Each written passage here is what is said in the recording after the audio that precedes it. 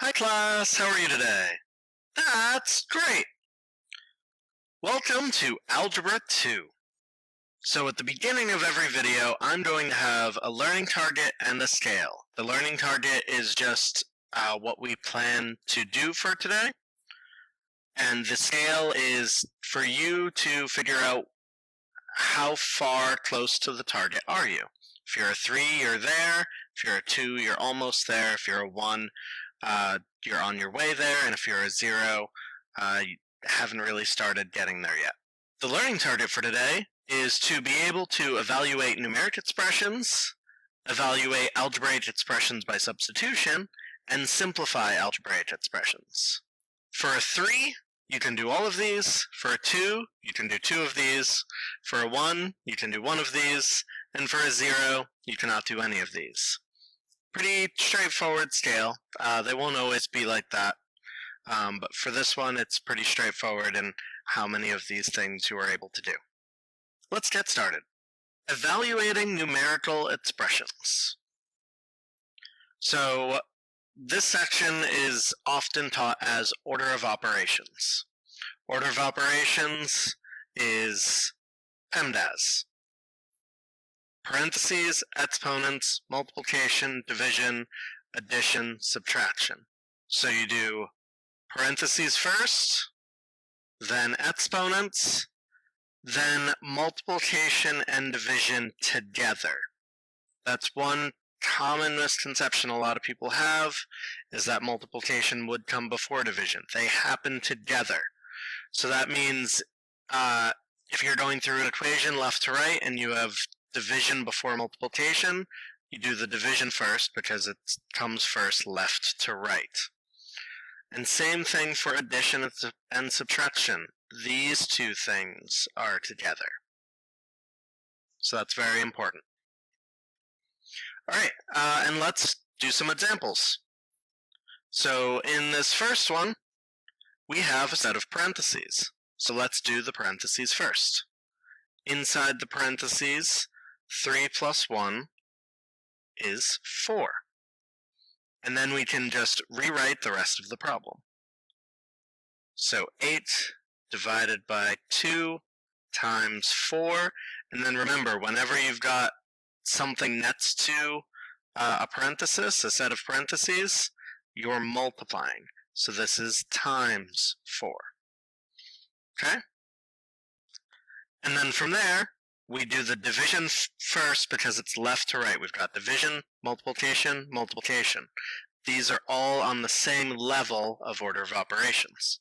So now we just do them left to right. 8 divided by 2 is 4. So this just becomes 4. And then drop everything else down. Times 4, times 4. Some people help to show some arrows to see what becomes what. So the 3 plus 1 became 4. The 8 divided by 2 became 4. Yes, we got a lot of 4s at the end of this. And then we can say 4 times 4 is 16. And then drop down the times 4. That still stays there. 16 times 4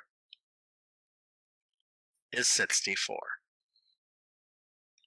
And that's our answer for that problem. Here's another example. So we've got multiplication, subtraction, division, addition, and an exponent. So remember, there's no parentheses, but exponents come after parentheses. So exponents first. So this exponent will drop down, if you want to go straight down, to be 9. And then everything else drops back to where it was. 6 times 3 minus 6 divided by 3 plus, and 3 squared was 9. Now, multiplication and division are next, and we go left to right with those. So 6 times 3 is multiplication, 6 times 3 is 18, minus 6 divided by 3. So the minus stays there, so 6 divided by 3 is 2, and then plus 9. And now we've got just subtraction and addition, so we can go left to right. 18 minus 2 is 16, plus 9 drops down. 16 plus 9 is 25. You don't have to do these arrows that I'm doing, it just helps a lot of people to show what becomes what. We're just replacing 6 times 3 with 18. 6 times 3 becomes 18. That sort of thing. Next, we are evaluating algebraic expressions with substitution. This is very similar to what we just did, except we have a first step of substituting in our variables. So we have 3x plus 5y cubed when x equals 6 and y equals 2. So our very first step is going to replace x with 6 and replace y with 2. So we've got 3, and then x becomes 6, so we put that in parentheses. And then plus 5, and then y becomes, in parentheses, 2, and that is being cubed, raised to the third power.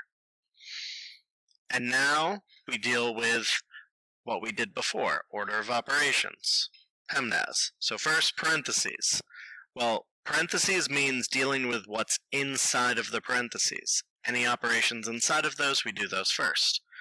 All we have is a 6 and a 2 inside the parentheses, so nothing's happening inside of them. So we don't have to worry about those. Now we move on to exponents. So we have an exponent here. 2 is being raised to the third power. Just 2 is. The 5 is not. The only thing being raised to the third power is 2. So we rewrite everything else.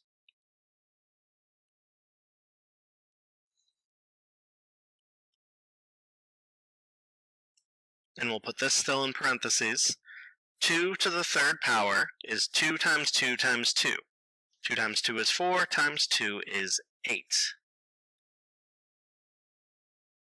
And now we have some multiplication. Remember, whenever you've got things next to parentheses, you multiply. 3 times 6, if you want to use the arrows again, you can, is 18. 5 times 8 is 40. We add them together, and we get 18 plus 40 is 58. Now we are simplifying algebraic expressions. And this will kind of combine a few terms you've learned before. First, whenever you see parentheses, you want to do what's called the distributive property, and then afterward we're going to combine like terms. So some people just call this part combining like terms, but we've also got the distributive property there. So what we're doing is just combining all those things, simplifying this down as much as we possibly can. So first, let's start with the distributive property. So what I like to do, and I'll change the color here, is 3 is distributed to every term. So the terms inside the parentheses are x squared and x. So, or negative x, really, in this case. But we can get to that in a bit. And then this negative 7, it's minus 7, but it's also negative 7, distributes to the 2x and to the negative x squared. So we're multiplying these things. So 3 times x squared is 3x squared. 3 times negative x is negative 3x. Negative 7 times 2x is negative 14x. Don't forget to bring in that negative. And then negative 7 times negative x squared. Negative times a negative is a positive. And 7 times x squared is 7x squared. And now, as I said before, we combine like terms. Some people, it's helpful to color code or use shapes, whatever helps best for you. So I can do both right here. So we have an x squared term. So we look at where else we have x squared. So we want the variable to be exactly the same, like terms. So anywhere else that we have an x squared, this is an x, so that's not the same. This is an x, so that's not the same. This is an x squared and x squared are the same. Here we have two x terms. They're both the same, they both have x. So I'll put these in rectangles to know which things are the same. You don't have to do what I'm doing here. This is just something that helps some people. So now we combine the 3x squared and the 7x squared.